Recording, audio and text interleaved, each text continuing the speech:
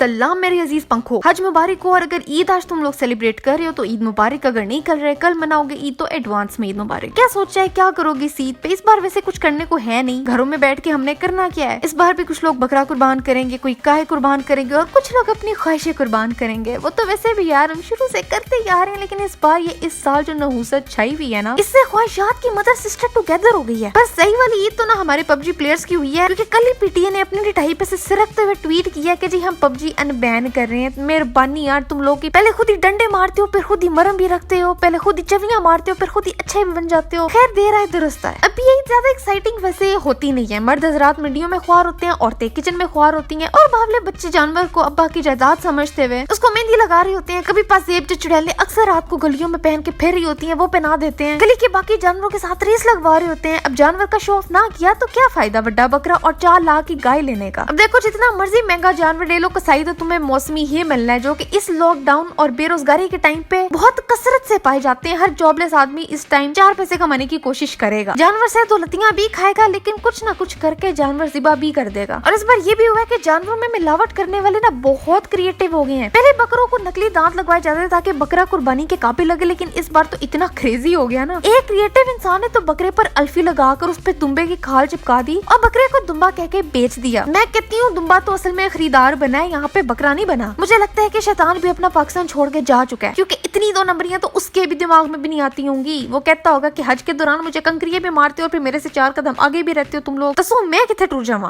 Well done. अरे हर गुनाह के पीछे शैतान नहीं होता। अब सोचो बकरा खुद कितनी तकलीफ में होगा। एक तो गर्मी, ऊपर से उसको इतनी मोटी खाल पहना दी गई, पहनाई भी नहीं बल्कि अल्फी से चिपका दी गई है। अब अल्फी जब स्किन पे लगती है ना तो अल्फी नहीं उतरती बल्कि स्किन ही उतारनी पड़ती है। और ये हरकतें करने के बाद हम लोग कहते हैं कि पता नहीं यार हमारी ना जिंदगी में सुकून नहीं है, पैसों में बरकत नहीं है। हाय सुकून तो वैसे मुझे पाकिस्तानियों की जिंदगी में भी नजर नहीं आ रहा दूर दूर तक। अब देखो ना, अभी जो कोको रीना का ग्राफ थोड़ा सा गिरा था ना, मुझे लग रहा है कि इसने फिर से सर उठाना ही उठाना है। हमने ईद की नमाज के लिए इकट्ठे होना है, फिर हमने कुर्बानियां करनी है और फिर हम वो लोग तो है नहीं जो सफाई का ख्याल रखते हुए, SOP का ख्याल रखते हुए कुर्बानी करेंगे। हमने तो जानवर का गोश्त निकाल के भरना है अपना डीप फ्रीजर और जानवर की बाकियात को, उसको खून को हमने छोड़ देना है कली के कोने में। फिर हमने करना है बारबेक्यू, वो भी गैदरिंग में। पुप्पो, ताया, खाला, मामू, चाचू सब आएंगे, खाएंगे, डकारेंगे। पेट खुजाते हुए जब घर से बाहर निकलेंगे देखेंगे कि जो जानवर अभी वो फोड़ के आए हैं उसकी बाकियात तो अभी तक गली में वही पड़ी है जहाँ छोड़ के गए थे। फिर हमने देनी है हुकूमत को गालियाँ, क्योंकि वो तो हमारी जिम्मेदारी है नहीं। सफाई हमारे ईमान का हिस्सा थोड़ी है। ईमान का हिस्सा तो बकरे को दुम्बा बना के बेचना है, महंगा जानवर लेके उसका शो ऑफ करना है, गोश्त फ्रीजर में भरना है और बारबेक्यू करना है। इससे तो पता चलता है कौन कितना बड़ा मुसलमान है। हकूक वाली बात गया तेल लेना है, तो वो जो गलाजत गलियों में पड़ी है ना वो पड़ी रहेगी। जो पार्टियां होंगी, जो गैदरिंग्स होंगी, वहाँ से फिर केसेस बढ़ेंगे, फिर गालियां देंगे हम हुकूमत को। अब देखो गालियां वहाँ दो जहाँ देना जायज भी हो। अब कराची बेचारा 2 कतरे बारिश नहीं करते, वहाँ सैलाब आ जाते हैं। मैं सोच रही हूँ कि इस बार वो लोग कहाँ कुर्बानी करेंगे। उनके तो मेरा ख्याल जानवर ही डूब गए होंगे पानी में, उनके तो जानवर ने खुद ही अपनी जिंदगी कुर्बान कर दी होगी। अब देखो इन 6-7 महीनों के लॉकडाउन में ना हालात सिर्फ खराब ही हुए हैं। अगर आधा साल जॉबलेस होने के बावजूद तुम इतने प्रिविलेज हो कि कुर्बानी कर रहे हो, ईद के कपड़े बनवा रहे हो, दावतें कर रहे हो, तो इस बार ना ये एक काम जरूर करना। इस बार फ्रीजर में गोश्त भरने की बजाय ना उन सफेदपोश लोगों के घर गोश्त पहुंचाओ जो लॉकडाउन की वजह से बेरोजगार है। इस बार इतने लोग हैं जो हसरत से तुम्हारे जानवर को, गोश्त को, बारबेक्यू पार्टीज को देखेंगे पर कुछ बोलेंगे नहीं, बगैर उनके कुछ कहे। अगर उनके घर राशन डलवा सकते हो तो डलवा दो, उनके बच्चों को कपड़े दिलवा सकते हो तो दिलवा दो। और ये काम इतनी खामोशी से करो कि अगर एक हाथ से दे रही हो तो दूसरे हाथ को पता भी न चले। और वो गोश्त का हिस्सा जो तुमने मेरे लिए निकालना था ना, वो भी यार किसी को दे ही देना, क्योंकि मैं गोश्त वैसे भी नहीं खाती। तो तुम बताओ फिर क्या प्लान है, इस ईद पर क्या करोगे, क्या पहनोगे, क्या खाओगे, मुझे सारी डिटेल नीचे बताओ। और आज के लिए बस इतना ही था, बहुत छोटी सी वीडियो के साथ। लास्ट वीडियो ये रही, यहाँ देखो सब्सक्राइब यहाँ करो। मैं दूसरा चैनल गोल रोटी, उसको भी सब्सक्राइब करो। अगली वीडियो कौन सी नहीं चाहिए मुझे भी बताओ और मैं मिलती हूं तुमसे अगली वीडियो में एक नए टॉपिक के साथ।